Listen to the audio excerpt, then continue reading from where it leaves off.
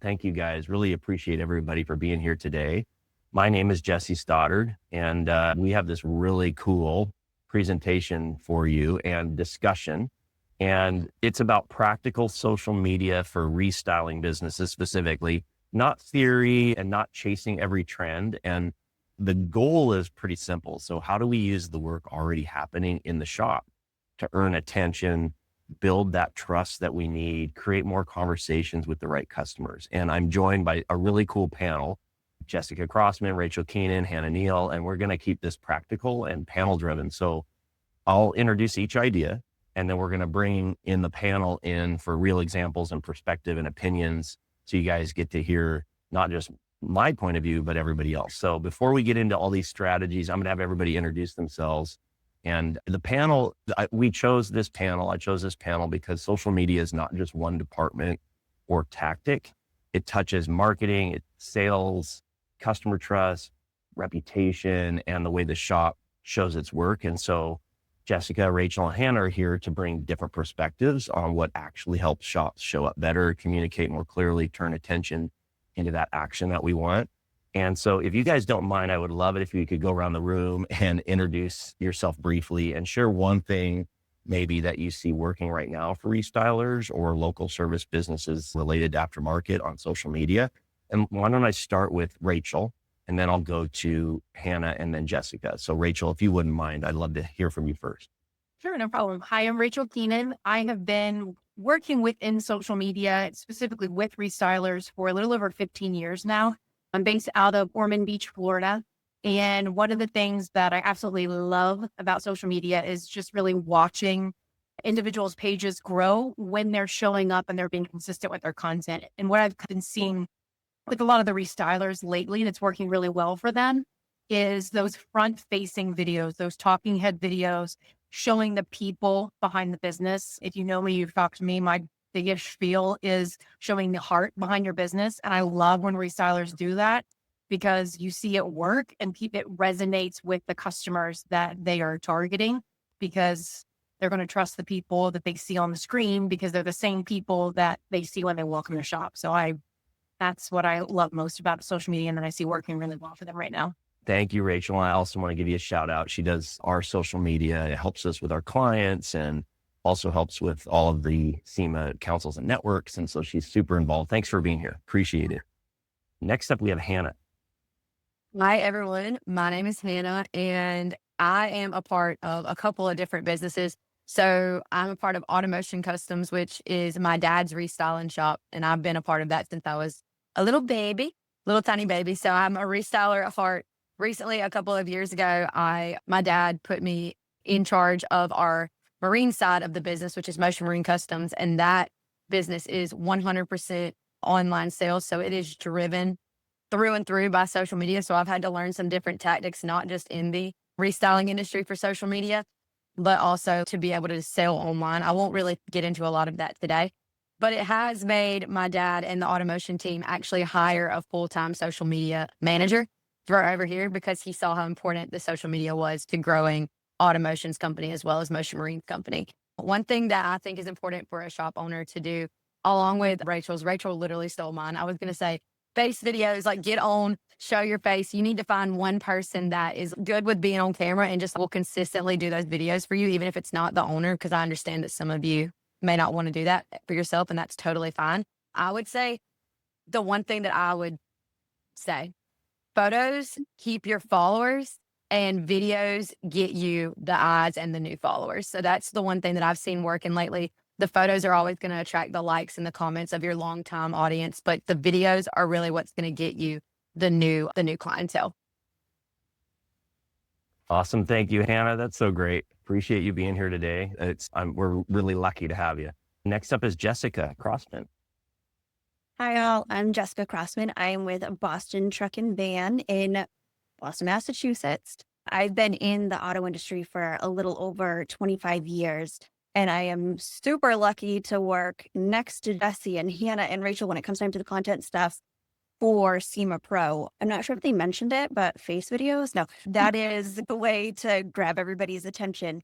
Even though it's super awkward, there are times when we make a video, all of us combined, I'm sure every person on this call they do it 4 or 5 times in a row because you get through half the video and you're like, I said the wrong date. I said the wrong something. Nobody's perfect. So if you see any of these videos pop up on anybody's social media, I think the only person right now, and I highly suggest everybody to go follow Ray from Classic Soft Trim. He might be the only person that will hiccup through the video and say, man, I don't care. I'm going to keep going.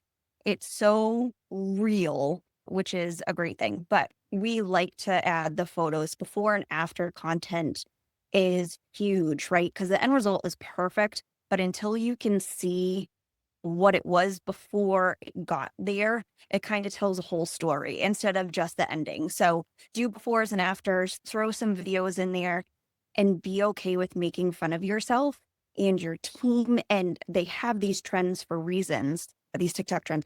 They grow, and just do it. I know it's scary, but just do it. Awesome. Thank you. And thanks for being here. I'm so grateful that you took the time. This is awesome. Okay, we're going to jump right into it now. So what you should leave here with today, here's the goal for today.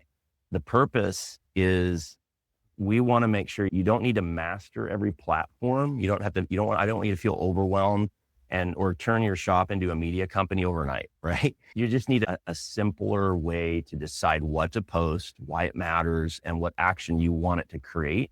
And so for Restylers, social media should do three jobs, in my opinion. Get the right people to notice the work, help them trust the shop before they contact you, and make it easy for them to take the next step, right? So we're going to talk about practical ideas you can use even if your team is busy and your content process is not perfect yet. You might just be trying to figure this out.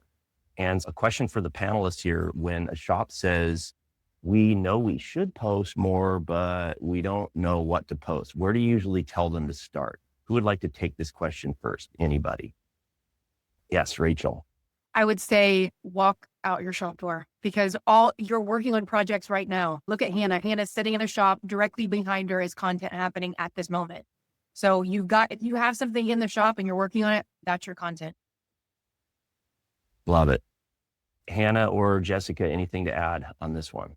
Yeah, I would say that a really not scary way to start is by logging into your Instagram or your Facebook. Most of the time, a lot of shop owners have that linked. I'm sure Jesse can help y'all out if you don't already have those two things linked. And I would just say post a story. The fun thing about stories is they only last for 24 hours. That might not be where you want to start and stay, but just to get you in the habit of taking quick pictures, getting the content, post that story. And if you're not super happy with it, it disappears in 24 hours anyway. So I'd say walk out back, take a quick picture, and post it to your story. I want to comment on this because it's really funny, Hannah. People have different perspectives on social media. Some people, there's two ends of the spectrum. There is I want everything to be absolutely perfect before I do anything. And therefore I'm in analysis paralysis and I hardly ever post ever. I get one post a year because I'm so worried about what it looks like. On the other end of the spectrum, you have people that will walk around with their hair all messed up, doing a selfie, the camera's shaky.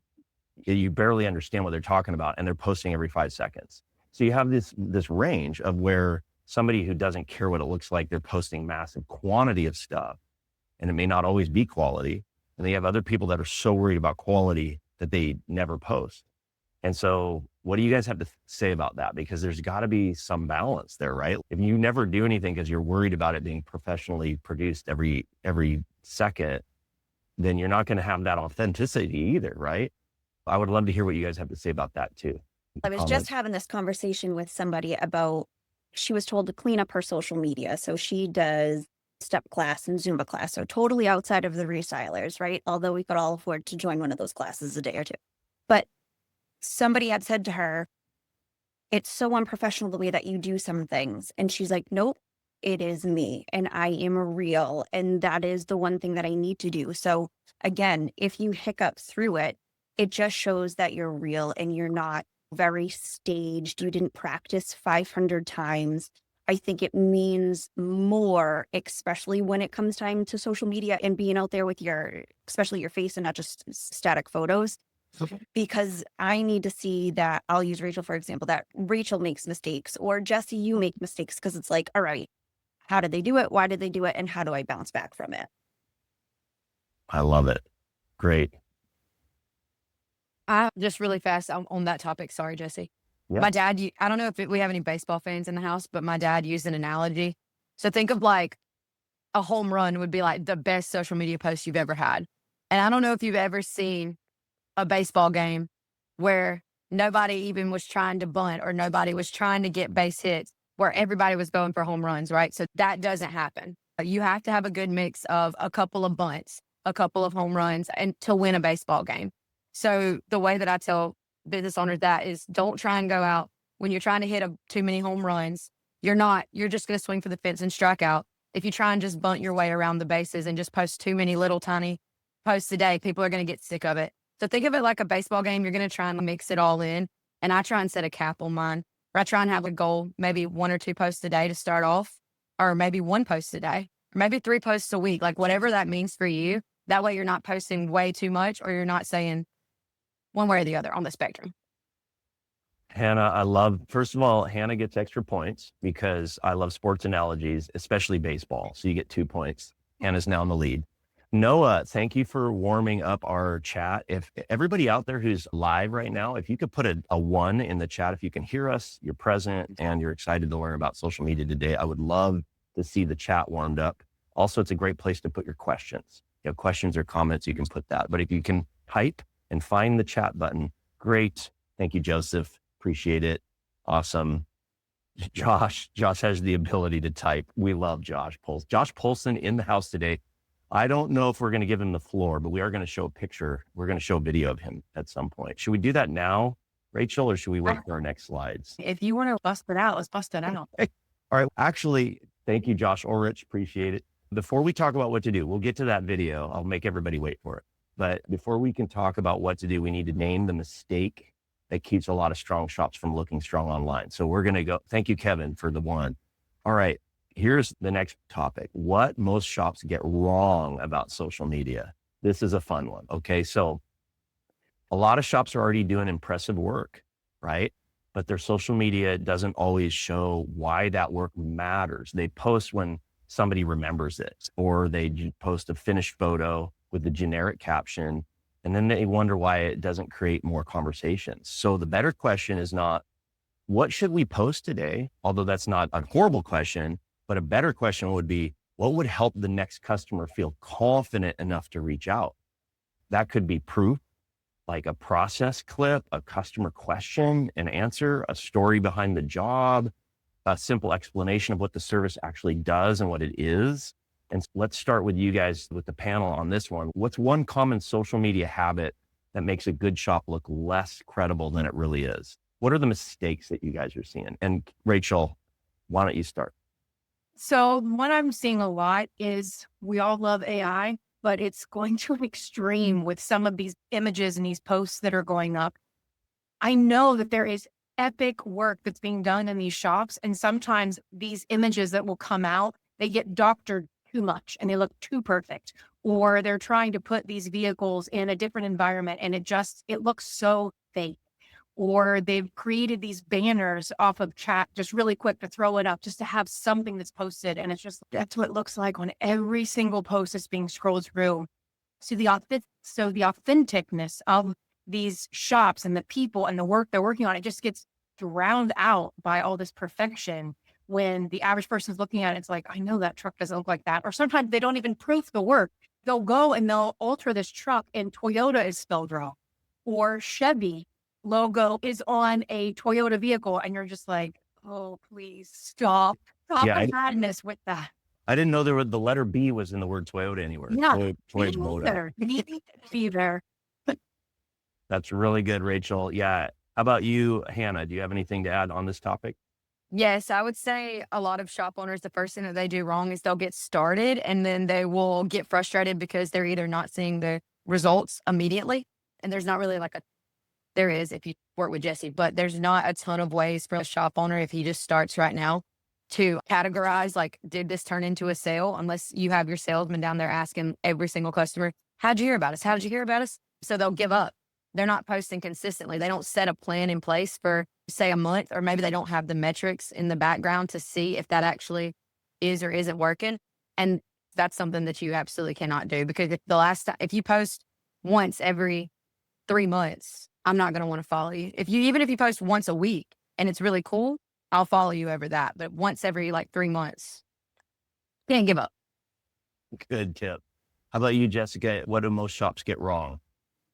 So I have to say almost what Rachel said with you can put in AI or ChatGPT or Gemini, hey, create such and such photo with such and such background. And you're going so fast and you're not paying attention to the details in it. And it really looks fake. Like right now, if you just scroll through social media, I swear everybody's, hey, we're hiring looks the exact same. Or we're trying to support a new program or whatever it may be. It looks the exact same. It's not going to stand out because I'm scrolling through thinking, oh, I already saw that. So keep going and don't interact. So make sure you're paying attention to the small details, even if it's frustrating and you have to redo it again through AI or ChatGPT. Just make it authentic. I feel like we're going to repeat ourselves on this, but it's probably the biggest takeaway. Yeah, I think that's a huge one. Another thing, we just did an AI class here a couple weeks back, and we had Nick on the line, and he showed us his use of AI in Photoshop. But the difference is he was being very specific, and he was taking the time to make it good, right? And I think what I hear is a lot of people use AI kind of in a dumb way, right? They don't actually take the time to make sure it's good, or they don't even proof their work. I think Rachel said that too. It's just, hey, give me some social posts and it spits some junk out and then people post it. And I think that is a mistake. I would totally agree with you guys on that. Another one that I would like to mention is that every platform is not the same, right? So a lot of them just have the same thing everywhere, when in reality, YouTube's a lot different than Instagram and different from Facebook, right? So there's a difference in the kind of post that's going to do well, and the audiences are a little different too, right? Your audience might be on Instagram, but another audience that you have that you care about is also on Facebook, and they respond to different things. What do you guys have to say about that? Anybody want to chime in? I feel like Hannah's the queen of the different platforms. If you haven't seen Hannah's face everywhere. This is like my favorite topic. Yes, it's so hard to explain. So my number one, where I personally post a lot of my stuff, where I get a lot of our sales at for the Motion Marine side, is TikTok. Now, I'm not telling you guys to like, oh, go start a TikTok account. You can do whatever you want, but the way that you have to look at them is completely different. Your TikTokers, they're going to be more of, think QVC moms. They're scrolling, they're watching TV and they see something, they like it, they're going to buy it right then, right? Your Instagram is going to be like, I would say mid, like 30s, 40s kids sometimes will post a lot on Instagram, or it's going to obviously be your people that are going to be Instagram models. Everybody's going to want everything perfect and beautifully curated on the feed and all that fun stuff. And then Facebook is just your Facebook dads, your neighbor down the street saying, where did my cat get loose? That's the way you have to look at each individual social media, is like you're talking to a different market of people that you want to sell to. So you have to actually tap into that. I'm obviously not a 16-year-old country boy, but hey, like that's who I love to sell some of my stuff to. So what I have to do is I have to actually scroll and spend time on the Motion Marine social media pages, see what they're posting, see what they like to consume, see what kind of videos that they're liking. And then I basically recreate that with our products. And it does take a little bit of time, but the work that you put into it is how you get viral videos, viral photos, which translate into sales, which translate into reputation, all those fun things. That is great. Thank you, Hannah. Good share. And TikTok, I wonder how many, this will be really interesting. If you're listening right now in the chat, I want you to put a T in the chat if you've ever used TikTok, and then put like a 0 if you haven't. So type a T for TikTok if you've ever even used it, and put a 0 if you haven't. Oh, we've got a few. Joe, who would have thought Joe Cardinal was on TikTok? Amazing. I wonder if he's doing posting dances and things. Wow. A bunch of you guys have used it. Great. Nobody's on a 0. Great. So that's a whole nother thing to check. How many of you are posting in TikTok though? Maybe you've been just on an account. I know Hannah, other than Hannah, write P or post for posting. If you're posting for your business, that's a different one. I'd be curious to see. No, says Kevin. I know Kevin's not doing it. I would like to, Jesse, just like while they're commenting about that, for a restyler, it's a little bit different. Yeah. For those, because TikTok has recently launched a portion of their platform where it's like local. So you'll only see like stuff that's local to you. 99.9% of people that I know are getting on TikTok and they're scrolling on their For You page. So it's great for me because I'm online sales. I ship everything out, right? And my dad had this same argument with me. Why am I posting on TikTok if all of my market is right here in the Warner Robins, Georgia area, right? So I would say like for a restyler, it's important to consider like the TikTok is like where you get the funny trends, the funny ideas and all that fun stuff. But some of your clientele, you can't control that. And you have to really consider like, hey, do I really want this guy to drive from Texas to come get their leather done with me? Market. Yeah, good point. Good point. All right, cool. Let's move on. So now let's move into that first group of practical ideas and talk about content that earns attention.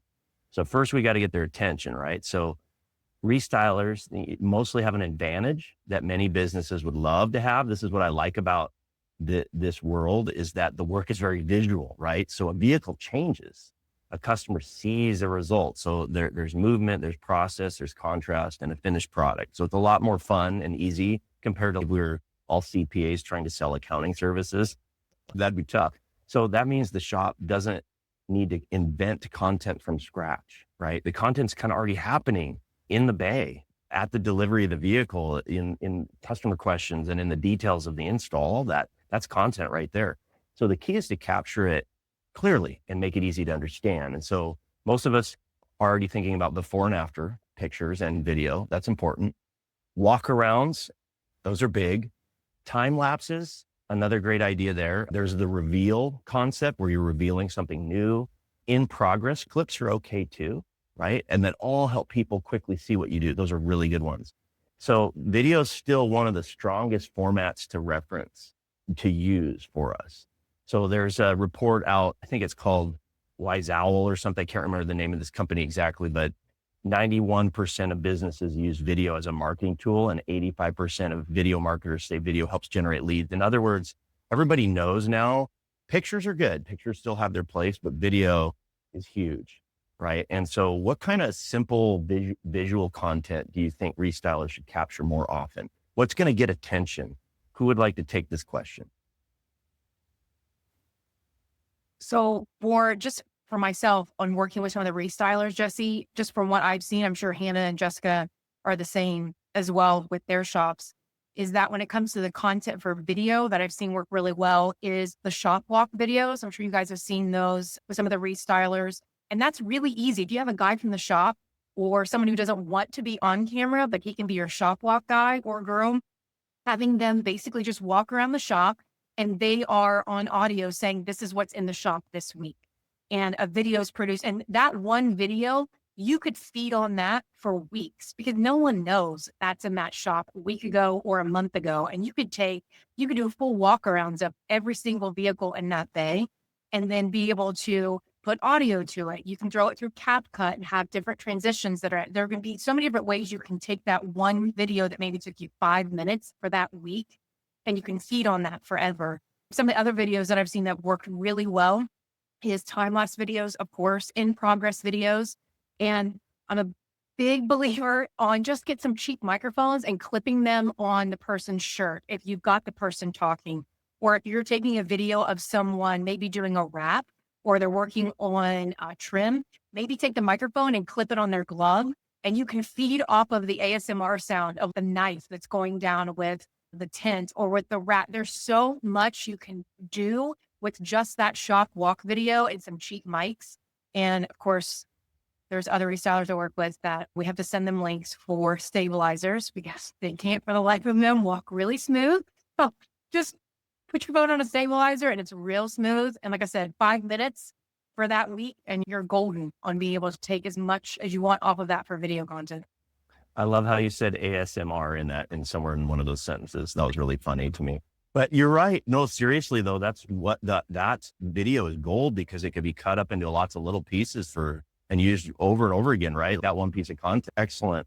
Jessica or Hannah, any comments on this earning attention? So I I think that Rachel nailed it when she said CapCut too. If there was one thing that we could all learn is how to don't stress over how do I make this look beautiful. Where I came before, my corp, Chris, who's actually on this call. So hi, Chris. He introduced me to CapCut. And as an old lady, I'm at that technology stage. That's what the heck is this? And then you realize that's where transitions are coming from. TikTok, just upload pictures and videos and then hit auto. It does it for you. You can change the songs that go over the whole 9 yards. There are so many things out there that will do it for you. And I just learned that on Snapchat, there is a stabilizer that you can click to be able to do those videos. So I went to use that, download it, and click that button. Perfect. That's great. Okay, let's move on. The next step is trust. So we got their attention. Attention, it doesn't automatically become a lead though, right? So we don't want to just get caught up in impressions and likes, although that's really cool, but some people call those vanity metrics. They're important, but they need to lead somewhere. So people need to understand the service and they need to trust the shop before they're going to take action. So a lot of buyers are wondering the same things. They're thinking like, how much does this cost? How long does it take? What happens after the installation? What does the warranty mean if there is one? How do I care for it? They have a lot of questions if you're thinking of it from their point of view, not from ours. And is this the right option for my vehicle even? Is there other things I should consider? So when a shop answers those questions publicly, right? Social media starts working like a pre-sales education, which is what it should be. And we have the reviews, the testimonials, the delivery reactions when people react to these things, and all the customer results, all that adds proof. And so another idea is having those clear DM or direct message prompts and invitations for quotes and things, and make the next step obvious. So all of that is a part of this process. And reviews, it's like a whole nother topic. We've actually done some webinar content on this in the past, but if you guys don't remember, if you haven't been following, Bright Local does these reports, and now it's up to 97% of consumers, they read reviews for local businesses. That's a big deal. So that makes reviews and customer proof essential, not just reputation management. So anyway, in terms of things that build trust and create the leads, let me ask you this question. I have one here for this. What customer question would make a strong short post, reel, or story for a restyling shop? Or what else would you guys say that should be created for content on this to build that trust? Anybody want to take this one? I can take it. Yes, Hannah, go for it. So you're saying if I was selling to a customer and you ask them a question and then you can kind of feed off of that and create content from it? Yes, or if a customer, what's a common question you hear customers ask? That'd be another one. So anything that would be a frequently asked question, anything like that you would recommend? Yeah, so if somebody's let me answer this two ways. So if a customer's picking up a vehicle, you can be like, what was your favorite part of the experience? What's your favorite part of this build? Create that into a whole, you do a $10,000 build for a customer and their favorite part of the build was a leather. You can do the full build and then you can also do another post about the leather. That's answering question, like the way that I saw question number one. And then other things that customers comment all the time on our stuff all the time. What's the price? What's the turnaround time? Can you do heated seats with? It's all of the random stuff that a customer would walk in and ask you in person. And some people are really weird about asking. I hope I'm understanding your question right. Yeah, no, you've actually done a great job already because you answered both sides of it already. But yeah, keep going. Good. Tell me about what. Yeah. Sorry, I like a lot of times resellers are hesitant to post their pricing online for understandable reasons. We're very similar to that too, but we've found that not most of your followers or most of your people aren't going to see that one comment on your one thing. So if you do worry about that, maybe ease into that, certainly. But pricing is usually the number one question, like how much something like this run? Because they really don't know. We are always, as restylers, we're in the mindset of, we already know these things, and you don't realize what the end consumer actually does or doesn't know. You can even take one of those questions and make a whole long video about it and create even more content. I love it. And I would say about pricing, everybody's afraid to quote pricing. However, it is what people want. And so people want to know that, and your content will do better if you put it out there. Now, what does that mean though? It doesn't mean you have to give them a hard quote. It could just be an estimate. I'm a big believer in giving ranges, ballparks, and very rough estimates. And you just let everybody know that, hey, doing this vehicle wrap or doing this PPF job ranges from this to this, depending on a lot of factors, including all these details about your car. Let's talk if you want a more specific quote. There's nothing wrong with giving a price guesstimate, just a range, right? That's a safe way to do it, I would say. Any other comments on this? Stuff that builds trust or creates leads, anything that would create a lead and not just generally get attention. Anybody else? I'm a big believer in taking your Google reviews and turning them into content for your social media. It's such an easy way to be able to post. If you're stuck and you're just like, I don't know what to post, or I don't feel like I have content, go to your Google reviews and you can in turn take those Google reviews.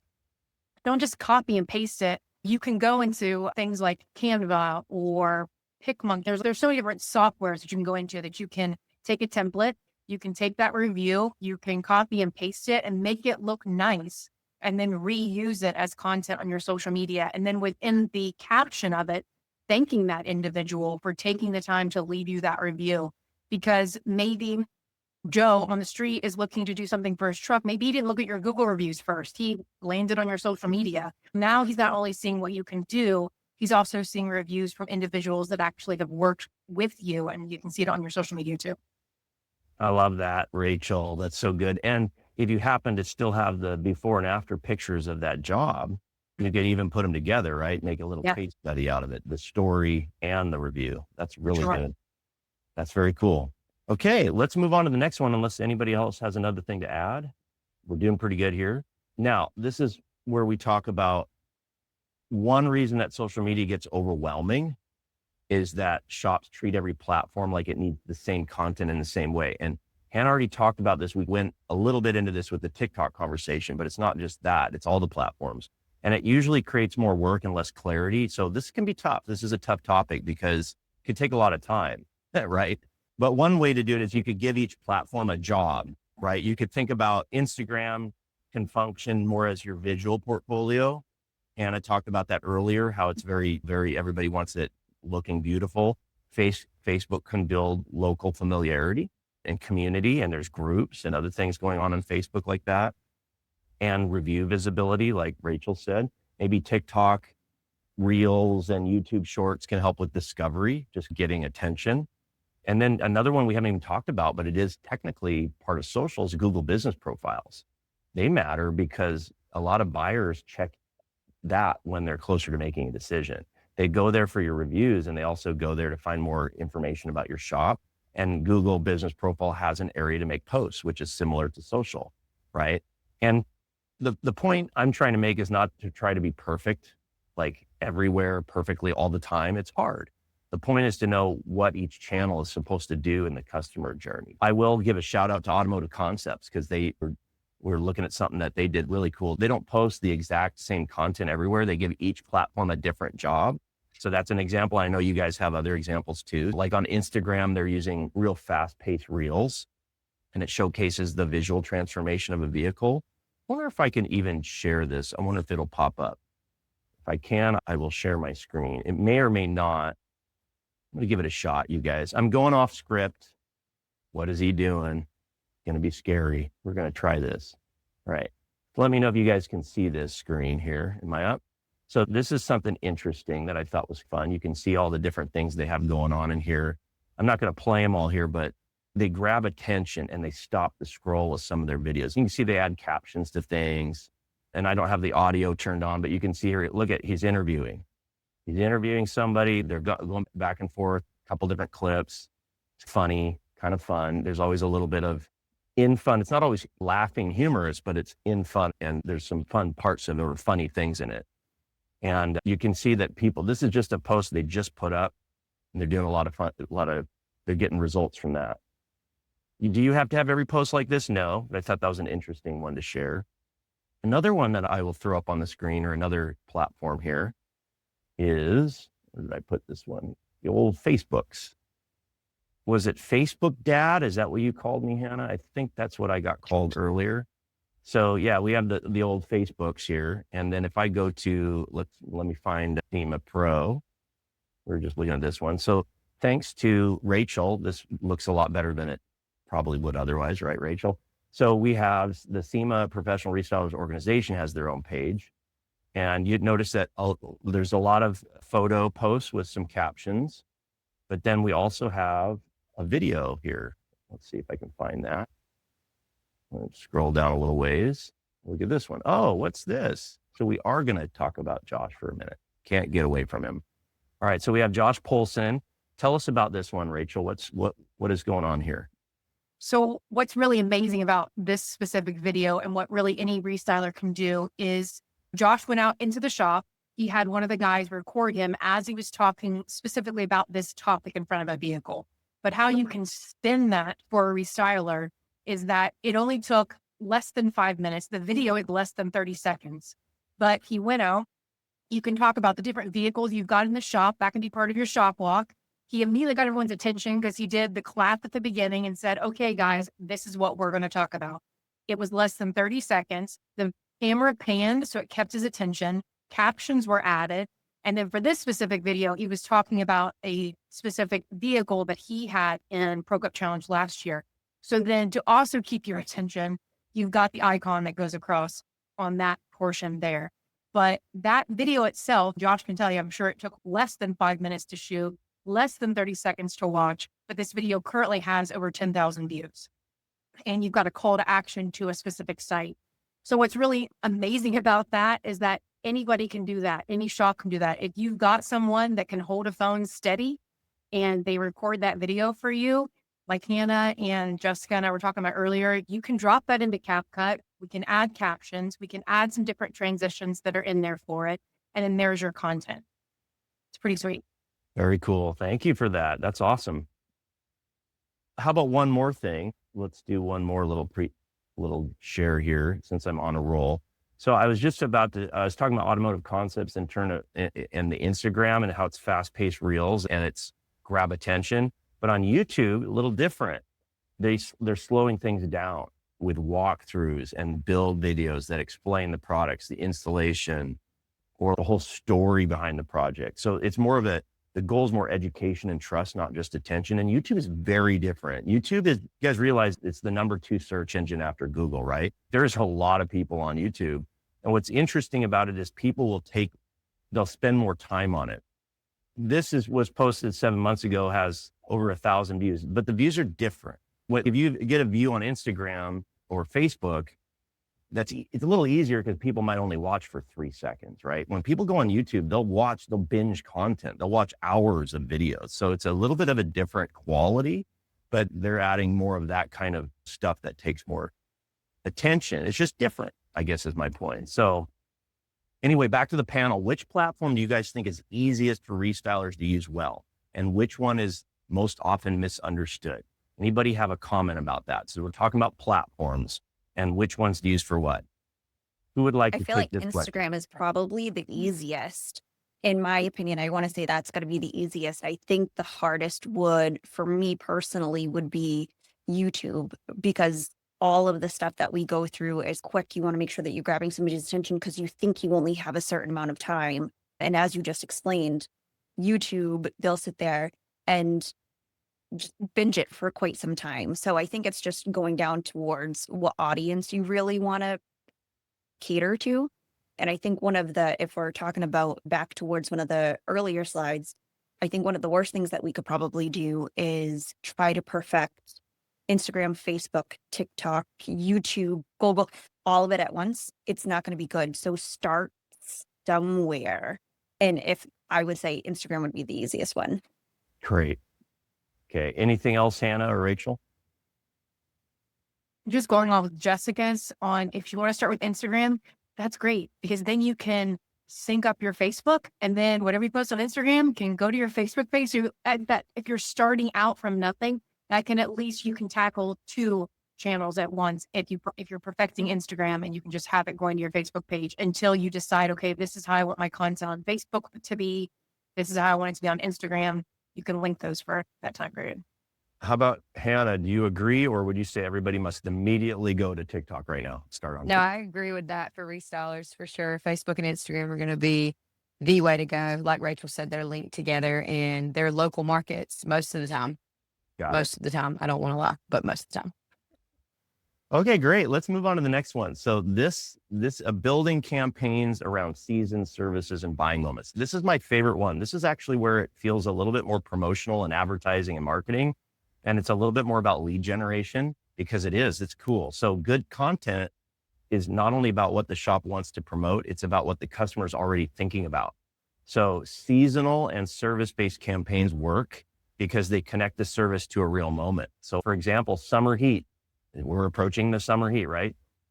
That creates a reason to talk about tint. Of course, winter roads create a reason to talk about PPF and coatings to protect, or heated seats, cooled seats in the summer, heated seats in the winter, that type of thing. And new vehicles create a reason to talk about protection packages, trucks, fleets, road trips, outdoor season, and holidays they all create angles, right? If the post is clear. So the formula is simple. You have one service, one customer type, one next step. This is just from a kind of a general marketing point of view. Think about your marketing calendar, think about what you want to promote, and then you can come up with specific things just for that promotion. One service, one customer type, one next step. Don't try to combine too many promotions at once, unless you're doing something like the going out of business sale or grand reopening sale or that type of thing. But usually it's going to work better if you pick something very specific. That's my tip on it. So my question for our panel is, what's one seasonal or buying moment campaign, a buying moment, like whatever you think is that moment where, oh, this is a good thing to promote. What would make sense for a restyling shop, or what jumps out of your mind as a good idea, or maybe something that you've tried or you think we should be doing more of? Anybody want to take that one? Ideas for promotions. We always did heated seats in the winter, like literally every single time, but it's not in the winter. It's always like before the winter, right when people are starting to think about it getting cold. You don't wait till the dead of winter and then say, oh yeah, everybody's cold. So you have to think about that earlier on. I don't know if this is a part of this, but I do want to bring this up. Giveaways, small little item giveaways. You spend X number of dollars, you're entered to win a Yeti cooler if it's summer or like something like that. That's gone really well. And it's gotten us a lot of visibility about people that didn't even know we were in Warner Robins. So that's something that we've done a lot, is like you buy something a couple $100 and it just goes crazy because people want that free thing and they'll spend money to get the free thing, which is crazy. I love it. Yeah. Rachel or Hannah, anything on, or Rachel, or sorry, Jessica, anything on It's this one? totally fine. You can call me Hannah any day. You're Hannah too. I think that one of the things that I learned was it takes 8 to 10 touch points for somebody to remember something or buy into something or whatever the case may be. So if you're doing one of those promotions, don't feel as though say you're doing a truck one and you're focused on spraying bed liners right now, do a truck one again, but focus on running boards and spray on bed liners. Do a truck one, focus on tonneau covers and spray on bed liners. So if you constantly are planting that seed, you're going to make somebody say, wait a second, how many times have we all said, Big Brother's listening to me? I was just talking about this product the other day. It wasn't. It's because you're talking about it. So now you're actually seeing it without scrolling through. So it takes a good 90 days for something to work. So keep that going as best as possible. Obviously, seasonal gets a little bit difficult depending upon where you are or so forth. But I think a big one that a lot of people don't jump on is Christmas in July. That has become bigger across some platforms. I know we all really like to binge watch Hallmark movies, Christmas movies in July, but they put it out there, right? And everybody's like, that's crazy. And there's a huge following that does that. So jump on what other people are doing, because then your algorithm will start to match. And if something gets big, when you start to use your hashtags and stuff, it starts to populate the same thing and throw you into the mix when somebody's searching for just that one thing. So keep using specific names or keywords. Goodness, I couldn't think of that. Love it. Hey, in the chat, for those of you live, put in, if anybody has a promotion or a product that you want to promote right now or something you're excited about, put it in the chat. So for example, if you're thinking right now, I really want to push window tint, put tit in the chat. or if there's anything else that you're promoting or thinking that you should be promoting. If you just got an idea, add that. Either you're promoting it or you're thinking about doing it. I would love to get some feedback on what you're thinking about. It's the end of June, July is here, August is coming. We're entering those months.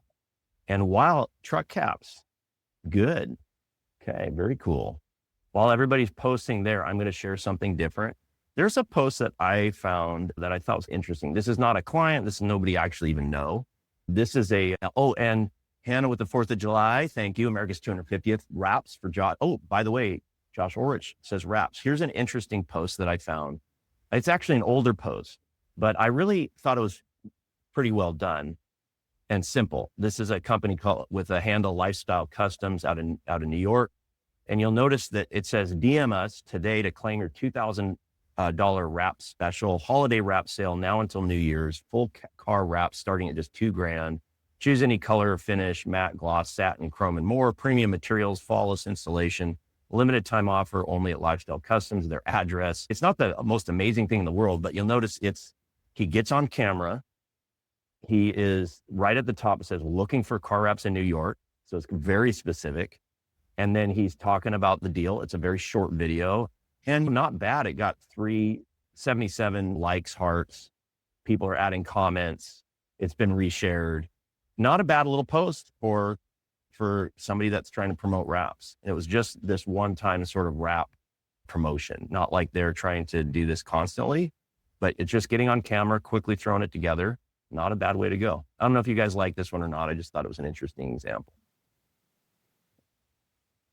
Okay. Any other comments? Jessica, Rachel, Hannah. We will move on. Okay. Next idea is how to make the consistency easier by getting more value from the jobs already happened. So and I know that Jessica has been having to help with Persima Pro and Rachel and Hannah, all three of you, trying to get organized around these things, not just ideas for how to post or what to post, but like how to turn it into something that actually gets done. So most shops do a lot of content worthy work. They do way more work than they ever publish, right?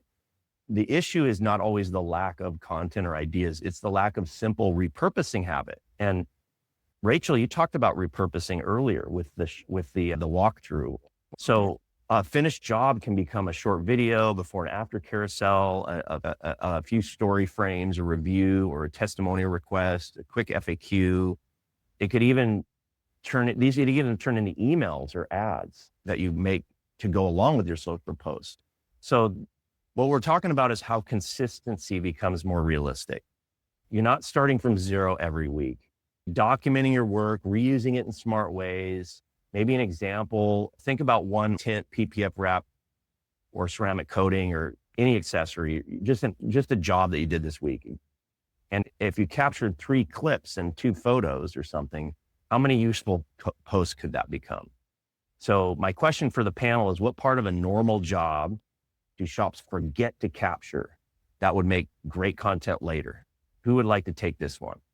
What would be a way to repurpose, or what would be something that could be done, maybe a shot that they're not thinking about getting that would make really good content for repurposing? Anybody want to take that one? I'll just say from my end, what I hear from the restylers that I work with is they'll typically say, oh, I forgot to get all the before footage. The car was in there and then we just got working on it. And then halfway through, I realized, oh, I didn't take anything before. So a lot of times what they'll do is they'll set reminders for themselves, or they have a set person that's responsible for getting pictures and videos of all the new stuff that came in that week. And then someone else is responsible for getting the in-process work and the after. And then how they keep that organized is, I know it seems simple, but it really does work, is just having a shared iPhone album that everyone in the shop has access to, and everyone's dumping all that work in. And then whoever's responsible for posting, they have the ability to feed off of that. So it's not really just one person that's like, oh, they have to do all the things. You've got a couple of different people that's grabbing things from different angles and putting it in the shared album.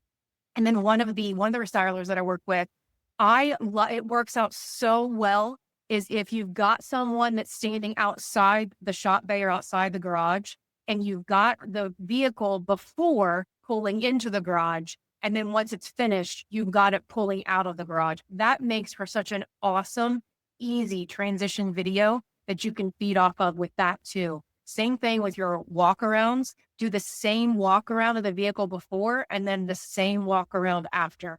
And it's simple, but when you're putting it into CapCut or when you're editing it in your own software, it turns out so epic. It's really cool. Rachel, great that you're bringing the fire. Really good tip right there. Hannah or Jessica, anything to add to this one?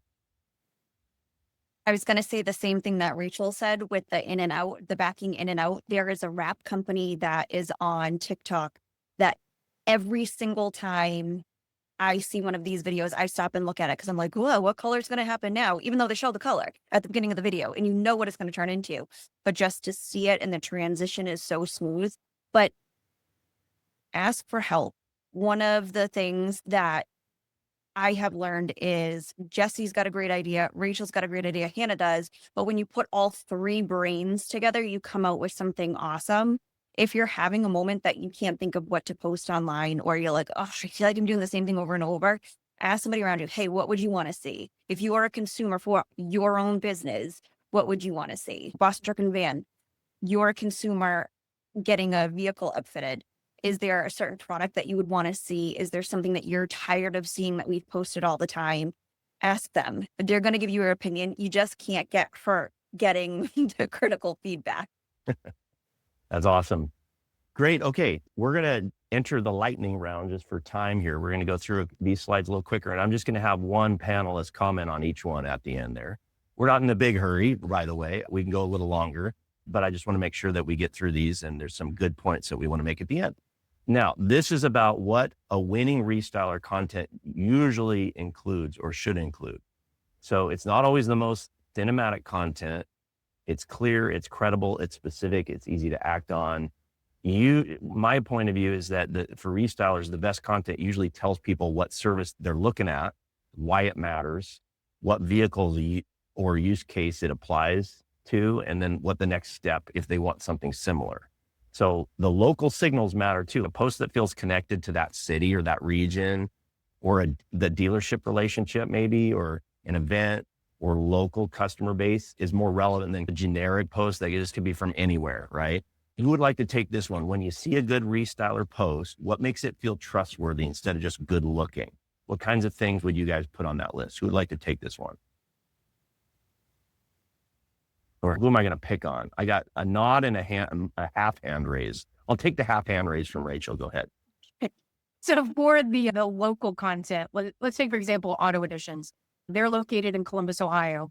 So a local post to me that would go up, you've got the images, you've got the video, but then the caption itself is really centered around, hey, Columbus, Ohio. If you're talking about PPF, we know 270 can wreck the front of your vehicle. That's a common interstate that people are driving on. And then letting them know, stop by our shop in Westerville, Ohio.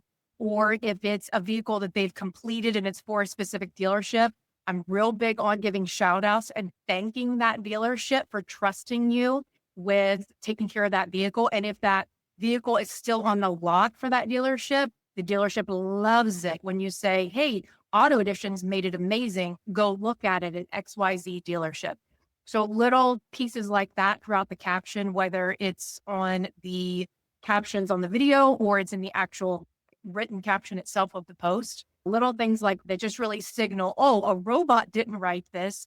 It's a local person. It's someone here in the shop. They talk like me. I trust them. Yes, I'm going to go pick up the phone, click the link, make that purchase. Perfect. That was great. Okay, next point is what to stop doing. This is a fun one. Oh, wait, Dino's comment, calling out your dealers on a post is priceless. Great tip, Dino. Thank you for sharing that. Yes. I don't know if, Hannah, do you guys do that in your shop at all? Absolutely, all the time. Excellent. Good tip from Dino. Okay, let's talk about what to stop doing. Sometimes the fastest improvement is not adding more. It's stopping the habits that make strong work look weaker online, right? Things that you're doing that are wrong. If you only post beauty shots of the vehicles, right? Stop, or maybe captions that could fit any shop in any market. We just talked about being specific. Maybe stop talking about only the shop instead of the customer outcome. Maybe stop letting comments and DMs just sit there and never respond to any of them, or waiting for everything to be perfect before showing anything. Which of these stop doing habits do you guys think hurts shops the most? Who would like to take this one? What is a I'll take good, that. go ahead, Jessica. I think that first off, you nailed all of the stop doings. This is going to be a quick slide, but ignoring comments and DMs. When you don't interact with people, they 100% think that you're just a bot that's constantly pushing things out. Engage with them on there. And then if you have the opportunity to say, send me a message, I'll send you my phone number and we can connect. That goes back to another slide about building trust. So stop ignoring your clients. That's where your money's coming from. Yeah, I love it. I love it. All right, we're moving into the 7-day pilot plan. So if you try to fix everything at once, you probably will not keep going, right? So the better move is to pick one service, build one simple 7-day test around it. That's what we want. We want it to be practical. So choose something that you already sell. Maybe it's tint, PPF, wrap, ceramic coating, audio accessories, whatever, leather, lifts, wheels, tires, or whatever your core service you want to focus on, and list the customer questions. This is another one I really like. If you know what the people are asking about, that's what you can make content on. Capture a transformation and some process like everybody talked about. Post one short video, share a proof or a review, invite the DMs or quote requests, and then look at what created conversations. And you can analyze it. You can see what worked. And you don't want to, the goal isn't perfection. The goal is to learn really more about your audience, what they respond to, and then find and build a repeatable pattern. A panel question, and I think I'm going to have to give this one to Hannah. If a shop only had a week to improve its social media, what would you tell them to focus on first? And what would you tell them to do? They only had a week. What would you tell them? So glad that I got selected on this question. So I think every post you put out needs to be one of three things. If you can make it be all three of them, you're a master of social media. These are the three key tips.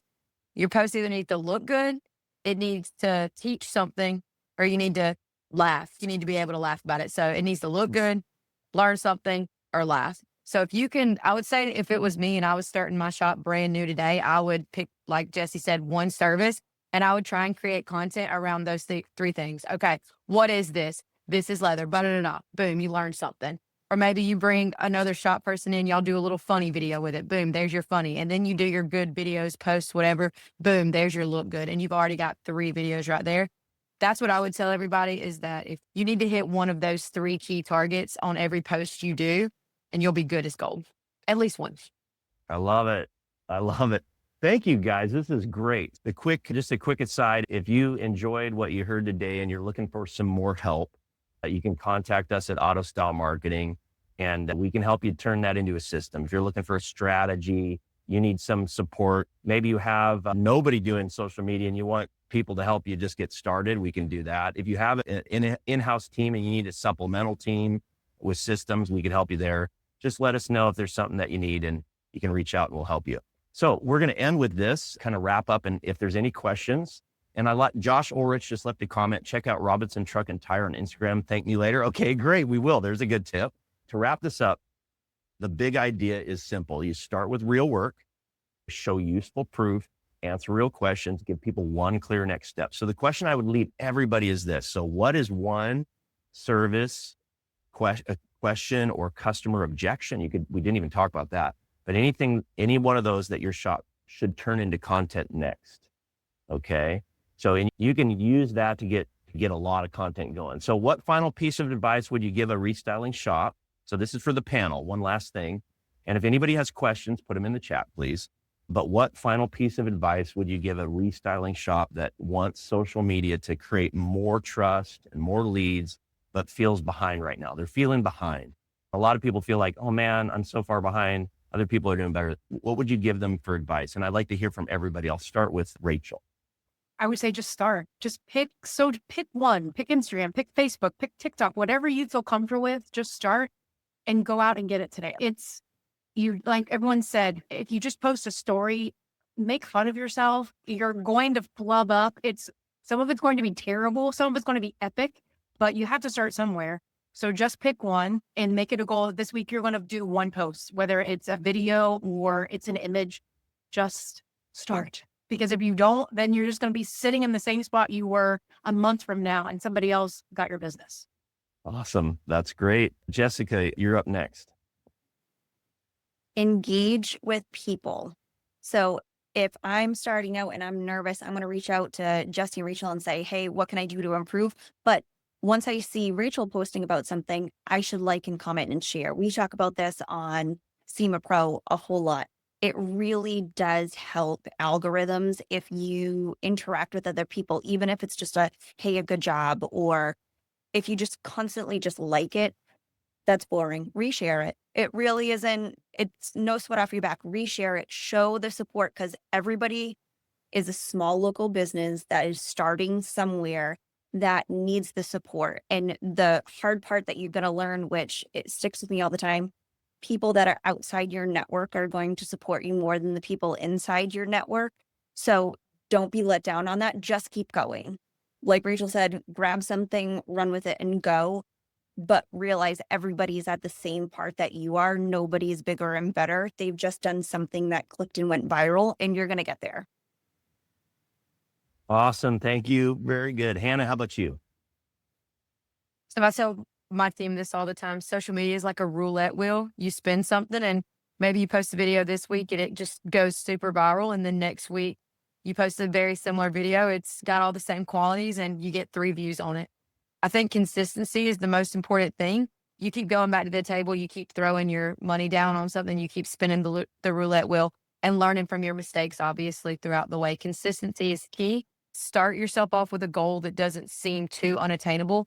Say 2 or 3 posts a week, and then stick with that. Maybe grow it to 4, maybe grow it to 5 the following week. That's consistency is the most important thing. That is awesome. That is great.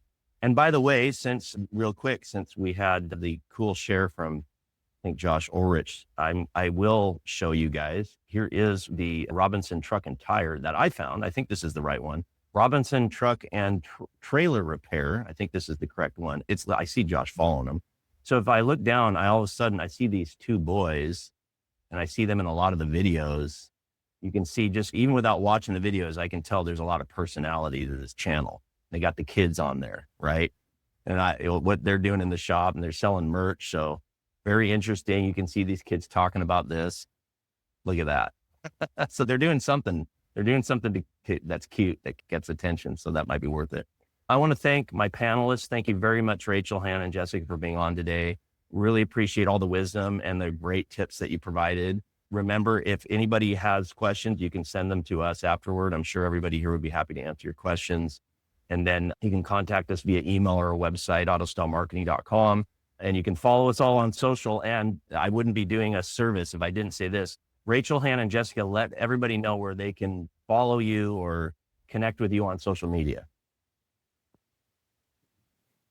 Rachel's up first. So for me, okay, you're going to go first, Rachel? Go right ahead. Jessica's up first. Jessica's up first. You can go to Boston Truck and Van. You can follow us on LinkedIn. You can follow us on Instagram.